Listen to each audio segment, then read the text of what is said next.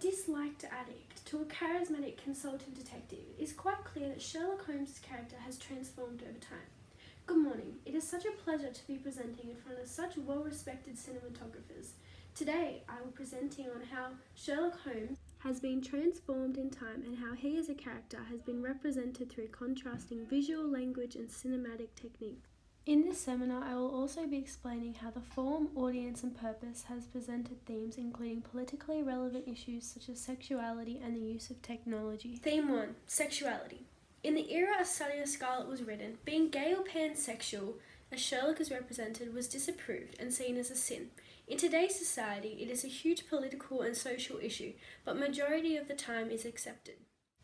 The 2010 BBC adaptation focuses a lot on the relationship between Sherlock and John Watson, who is his apparent roommate.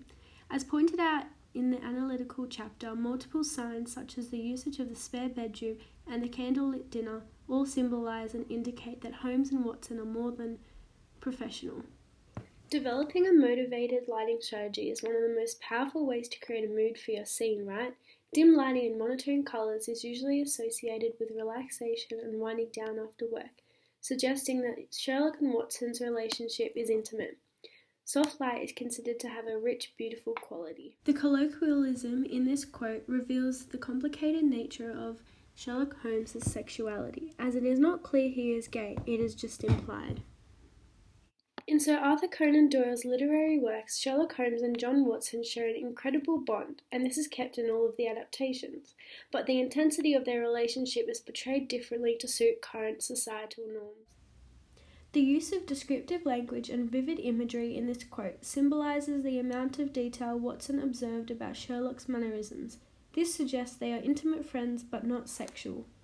To conclude, the modern adaptation represents that sexuality in current times are accepted, juxtaposing to the Victorian era where any relationship between two men would be frowned upon, and hence there is limited representation of it. Theme 2. Technology. There is a clear distinction between A Study in Scarlet and the BBC adaptation, in that one is a literary piece and one is a visual television series. In today's time, movie and TV show script writers, directors and composers need to create fast-paced, visually captivating shows to ensure the audience is engaged at all times. The adaptation is fast-paced, which advances the storyline compared to the traditional text, which is slow and has lots of tangents, which loses the audience's attention.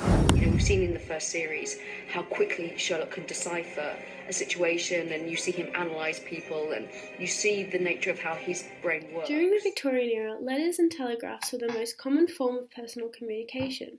While in this modern world today, a cell phone is able to accomplish all forms of communication. In the television episode, Sherlock texted the murderer directly through a cell phone.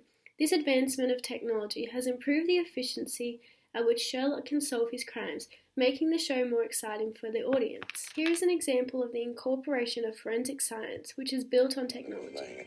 How do you know? Owen, clear as a map reference to me. South of the river too. So, the kid who owned these trainers came to London from Sussex 20 years ago and left them behind. So what happened to him? Something bad. These additional events in the television episode have increased the mysteriousness and made the genre more thrilling. The traditional Sherlock Holmes, A Study in Scarlet fans in the Victorian era were emerging middle class, the exact sort of group whose taste would be denigrated by snotty critics as populist for more than a century to come, meaning the literary piece was available to almost anyone.